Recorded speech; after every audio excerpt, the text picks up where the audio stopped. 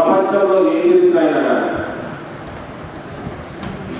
నిజం చెప్పాలంటే ఈ మీటింగ్ కంటే ముందు అంతకుముందు ఒక 2-3 సంవత్సరాల నుంచే మాకు సర్వాయి పాపన్న గౌడ్ మహారాజ్ గురించి మాకు తెలిసింది చాలా తప్ప. నిజంగా నేను ఒక్కనే కాదు, ఒక భోజన విద్యార్థిగా నా ఒక్కరికి కాదు, చాలా మంది భోజన విద్యార్థులకు ఎవరు కూడా మన చరిత్ర మనం తెలియని పరిస్థితిలో ఉన్నాం. ఇంతకుముందు చాలా మంది వక్తలు చెప్తారు, ఎందుకంటే కొత్తగా చెప్పాల్సిన విషయాలు ఏం లేదు, కానీ కొత్తగా చేయాల్సిన విషయాలు చాలా ఉన్నాయి. ఎందుకంటే ఇంతకుముందు చాలా మంది వక్తలు చెప్తూ మనం మన చరిత్ర రాసుకోలేకపోయాం, మన చరిత్ర మనపడేది. ఇంతకుముందు మిత్రుడు రామారావు చెప్తూ తెలుగు యూనివర్సిటీలో అశోక్ గజపతిరాజు కూర్చొని వాళ్ళ చరిత్ర రాసుకోవడం జరిగిందంటే, దయచేసి ఇక్కడికి విచ్చేసిన దళిత బహుజన విద్యార్థి మిత్రులకు అందరికీ ఒకటే విజ్ఞప్తి, ఇప్పటి వరకు ఎవరు కూడా మన చరిత్ర ఎక్కడ కూడా రాయలేదు, కానీ ఇప్పటి నుండి మన చరిత్రను మనం రాసుకోవడానికి మనం సిద్ధపడాలని చెప్పేసి ఇక్కడికి వచ్చిన ప్రతి ఒక్క విద్యార్థి మిత్రుల్ని ఎంకరేజ్ చేస్తున్నాం. నిజంగా నేను మా పాదయాత్రగా మనం అందరం చాలా మంది విద్యార్థులు, నారాయణ కూర్చొన్నాడు, అవినాష్ కూర్చొన్నాడు, చాలా మంది విద్యార్థులు మాత్రం పాదయాత్ర మండల భాస్కర్ మండల తూర్పు ఉత్తర తెలంగాణ పోయినప్పుడు అక్కడ చాలా మంది తిరిగినప్పుడు అంటే పాదయాత్రకు పోయినప్పుడు చాలా గ్రామాలు సందర్శించడం జరిగింది.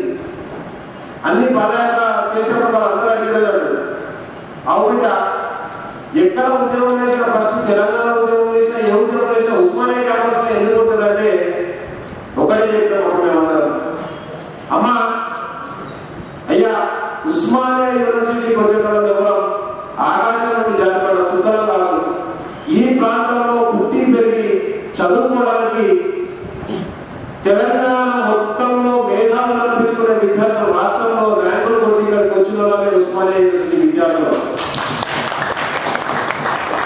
మేమంతా వచ్చింది దళిత బహుజన కుటుంబాల నుంచి.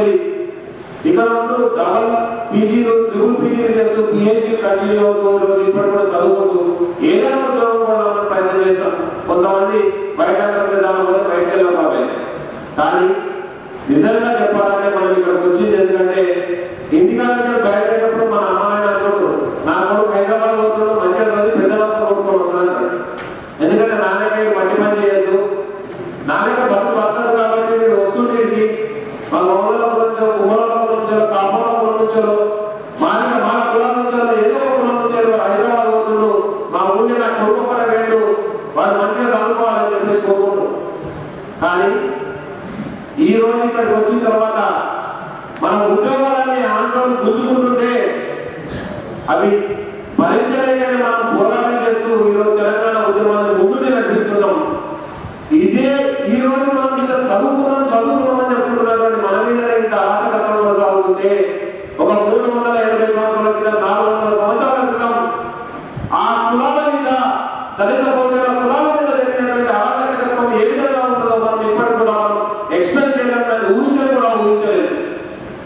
ఆ రోజు జరిగినటువంటి ఆ పోరాటం నుండి పుట్టినోడే సర్దార్ సర్వాయి పాపన్న. ఆ పోరాటాన్ని స్ఫూర్తిగా తీసుకొని ఆయన ఏ విధంగా అయితే మొత్తం 12,000 దళిత బహుజనులను జమ చేసి సైన్యాన్ని తయారు చేసి పోరాటం చేసిండు. గోల్కొండ కిలాను కొట్టాలని చెప్పేసి గోల్కొండ కిలాను ఏర్పాటు చేసి అక్కడ ఉన్న దుర్గాలను స్వాధీనం చేసుకున్నాడు.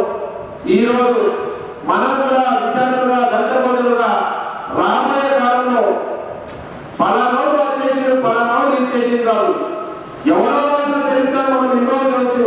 రాబోయే